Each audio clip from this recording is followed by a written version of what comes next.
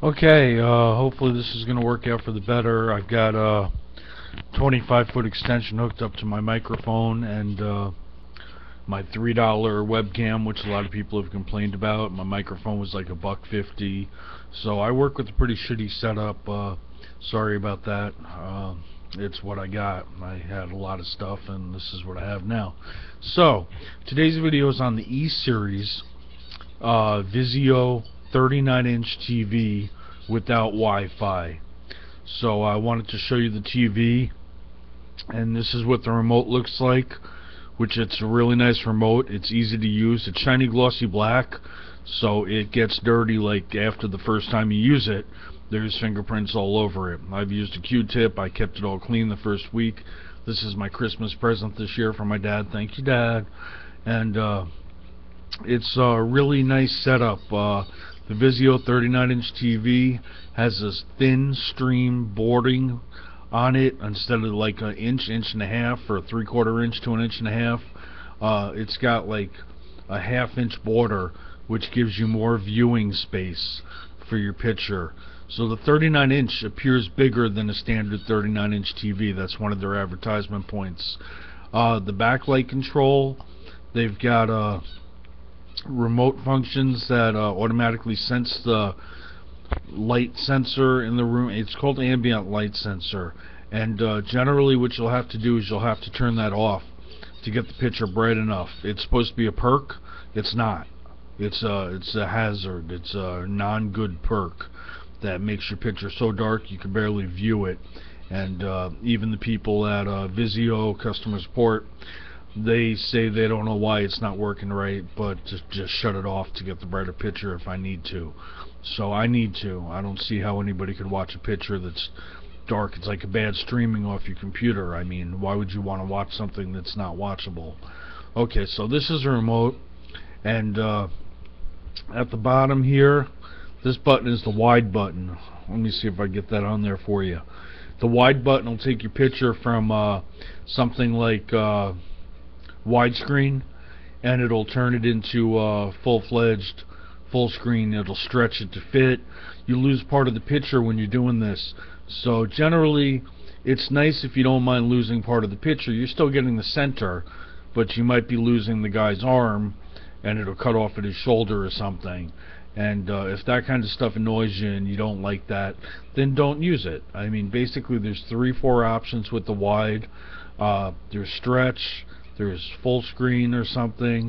There's a couple options that it gives you, and you find the one that works best for you. It also works with movies that are not full screen, that are cut off on the left and the right hand side. I've noticed a lot of commercials will switch to a smaller screen, and then when it gets back to Vampire Diaries on CWTV, it'll switch back to the full-size screen. So you don't have to constantly switch it. It'll switch on its own to whatever format they're giving you, and just beware of that. So it's kind of an inconvenience to watch it go from size to size, but that's just the way they've put it out nowadays, unfortunately. But I've been very happy with my Vizio. I've got one little white mark on it that's about 3 by 6 inches, and I think that's a smear from when I put it together. I took this unit out of the box, and it was amazingly easy to unpack. I just pulled out the styrofoam, pulled it out, flipped it upside down, pulled out the base. There were 3 or 4 screws, short screws, that screwed right onto that, through the steel plate from the base, right onto the back of the TV, and it holds very securely. There is no tilt with this TV. You've got straight vertical, and that's all it's giving you. You cannot tilt it at different angles unless you wanted to buy a wall mount bracket that offered you those options. So I've heard people say, well, what about tilting it? And it's like on my Amazon channel, or my Amazon question site, people have posted questions, and no, you can't tilt it. The TV is the E-Series. I don't know the exact number for you. It's the 39-inch E-Series without Wi-Fi is all I can tell you. It's reasonably priced. I picked mine up at Costco, and that comes with the 2-year warranty on top of the warranty that it comes with. So it's like 2 to 3 years warranty that I've got through Costco, with a reasonable price. I think Sam's Club also offers them reasonably priced, but my membership there expired, and they don't offer the 2-year warranty extra, or the 2-year Costco warranty that is offered by Costco. The remote has very easy functions. It is a Vizio, and you can see that you get your little V right there, and your inputs are right here, which is really easy. When you turn it on, you push on, it'll come up with the Vizio sign. Let's see if we can do some of this. I'm trying to do stuff within boundaries of no copyright infringement. So let's face the TV now.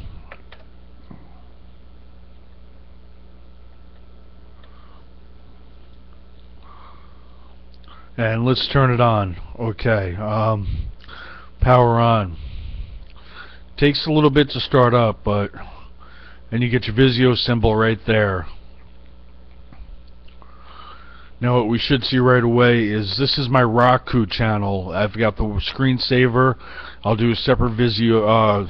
I'll do a separate YouTube for Roku, the new Roku 1, which just came out, which is supposed to replace the Roku HD. It's $59, but that's another option you could add on. Right now I've got streaming from my computer through streaming box I got off Amazon for $39. I'm all high definition all the way across the board. Everything I have, Xbox, Roku, and my streaming media player for my computer is all high definition through a splitter, which I also got from Amazon, which was like $5 for a 3-way splitter. The first one they sent was garbage. All it did was flicker the picture, and the second one worked out just fine. So they do work. You can't buy a cheap splitter. You don't need these expensive ones. So as you see here, I got basically Halloween going on. My daughter's birthday was back then. I got the screensaver from one of the Roku channels. This is my little HDMI controller box splitter controller, HDMI 301. And let's click on to, this is number 1. Number 2, of course, is what we're doing right now. This is the YouTube channel, and this is how streaming looks. It's either in a small box, which right now it's not giving me the option to expand to a larger box because we're doing this video. And then 3 is an empty port, but you hit the input button over here, and that'll show you you've got here, I'm going to move up with this stuff.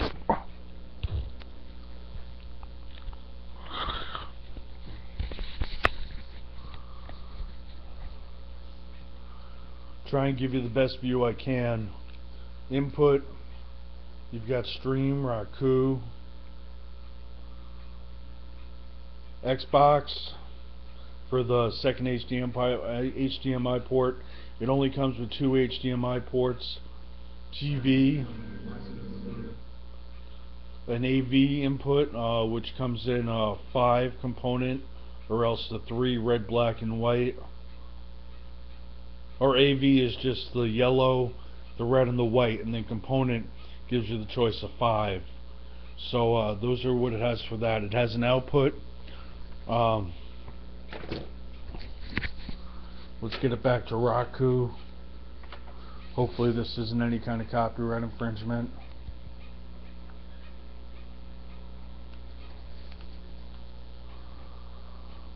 Of course, now this isn't working.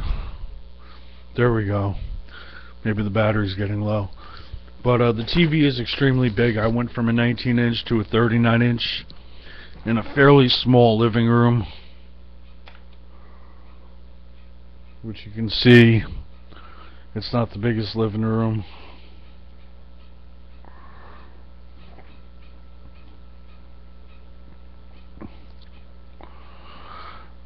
And the TV, the color is really good. It's a little bit too colorful sometimes. Basically, the color will be almost cartoonish when I'm using my Roku to stream Netflix.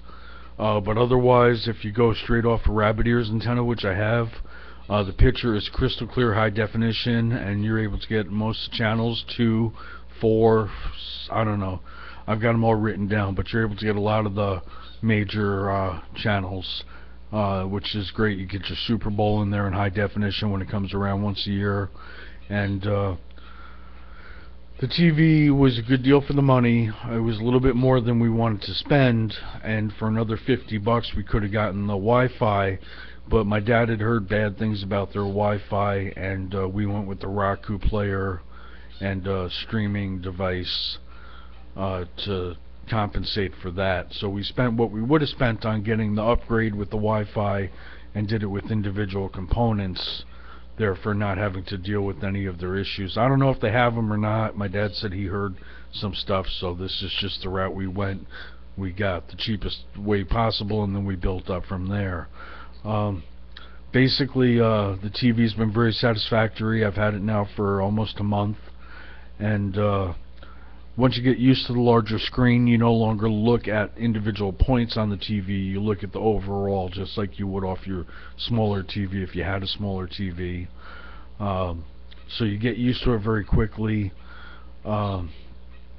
It's great for my Xbox. I could actually finally read all the little stuff they pop up on the screen, as opposed to my 19-inch where I had to sit right in front of it and I wasn't able to actually read half the stuff that popped up because the writing was so small that it was unreadable. So I'm very happy about that. I could actually sit on my couch now and play Xbox instead of 3 feet from the TV on the floor.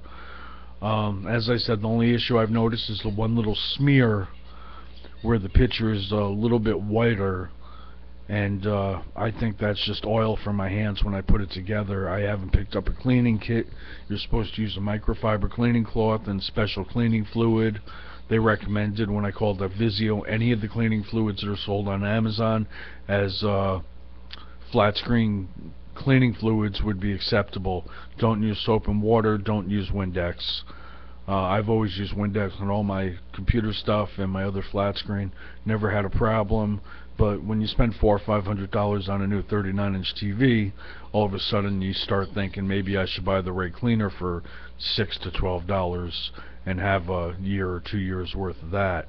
The screen is a solid plastic shell. Looks like it could take some pounding from children who decide that they just want to suck on their fingers and then point to stuff for you on the screen.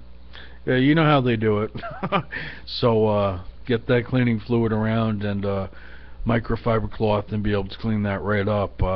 Probably wouldn't let it dry on too much, but I've been very satisfied with the TV. There aren't as many inputs as I would like, though that's just part of TVs nowadays. You know how they are. They always want you to buy something more, something more, something more. You know, if it's not high definition DVD player or your Xbox giving you high definition, they want you to buy a Blu-ray. If it's not a Blu-ray, they want you to buy 3D, and so on.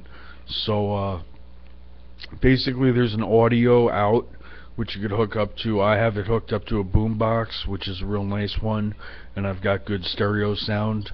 But that audio out you could hook up to probably anything, small personal computer speaker kit, and get yourself some better sound.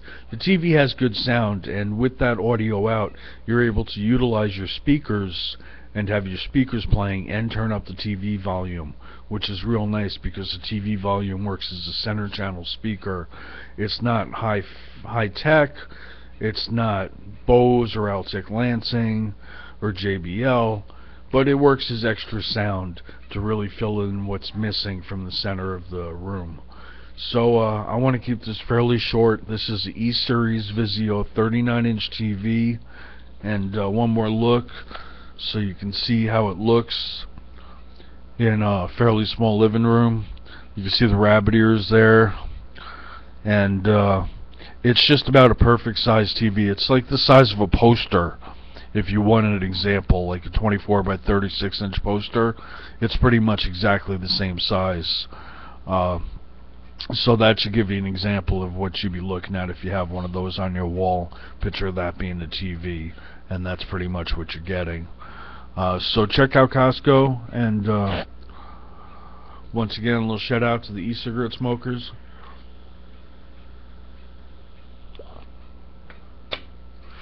And enjoy your TV for the holidays. It supposedly has a real good reputation according to Amazon reviews. This one got so many more good reviews than bad reviews that it was almost a no-brainer. Where we found TVs the same size for a lot cheaper, but I was worried that we were worried that you're gonna get a cheap TV if you did that. And with the warranty from Costco, you can't beat it. It's almost worth getting a Costco membership just to get that 2-year warranty. As I said, I think I have 3 years and 90 days to return this. So if I'm not satisfied within 90 days, and I have been, one thing I will tell you is that the color on this TV is not perfect. You could turn the brightness up and down. You will notice barely any difference in the picture. It's not like when I was a kid and you could turn the brightness all the way up and the picture turned white, or all the way down and the picture turned black. Now you use these controls. I don't know how they get away with it, but they do. The contrast does, and the brightness does almost nothing. The color adjustments do almost nothing. Basically, it's knowing to turn off that ambient light sensor, and you'll find out what you need to shut off. Vizio has a customer service number, and you can contact them, and they will help you within 90 days or whatever it is of your purchase, or whatever. I don't know how long it goes for, but when you first get your TV, call that number and have them walk you through what is the best way to set your picture up for what you need. They'll tell you what to shut off so your picture's brighter. It's got different picture presets, so you could go from movie mode to game mode to all these different modes. I don't know anything about that other than they all look different, and I use standard, the mode that I set up with the ambient light sensor off, and a bright picture that I can see everything in, because a lot of these modes are almost unusable. The color's either off or the picture's kind of dark. One thing I have noticed is black people look fine, Asian people look kind of yellow, white people look kind of pink, and I've had trouble adjusting those colors to change that. So just beware that once you get used to the colors, it's not even an issue. You don't think twice about it. But when you first get it and you're looking to make sure that those colors are perfect, you might have trouble there. But I think that goes for almost any TV. I had the same problem on my Philips 19-inch. Adjusting the colors nowadays, it's not like when I was a kid and you had dials on the bottom of the TV and you could just turn it to right where you wanted and you were done. Now you got to do high gain, low gain, grain, color, offset. I mean, they put all these buttons on there and barely anything happens when you do use these controls. So so get it set the best you like it, and the best you can, and then just get used to it. You will build up an immunity to these color deficiencies or problems. They're not real big issues, but like I said, I just noticed that white people were kind of pink instead of tan. On my computer, the Ross on Friends will be tan, and then on the TV, he's kind of pinkish. And that kind of annoyed me, and there was nothing they could do to help me with it. So I've gotten used to it. I've noticed different videos will be different quality, and when you go off your Xbox in high definition playing a DVD, you'll be amazed. Xbox games, amazing. The high definition, be sure to go into your Xbox and set that setting though for 1080p high definition. Don't leave it at the 720p. The high definition that you get off the stream or for the rabbit ears is just amazing. But when you're streaming off your computer with the converter box, you might not be all that impressed, but you got to consider that at least you're getting what you're trying to get on the TV, and it is watchable. But it won't be as good as off the Xbox with the high definition disc, or with the high definition coming off the Xbox on a disc. So, alright, this is a long video. E-Series 39-inch Vizio. Check it out.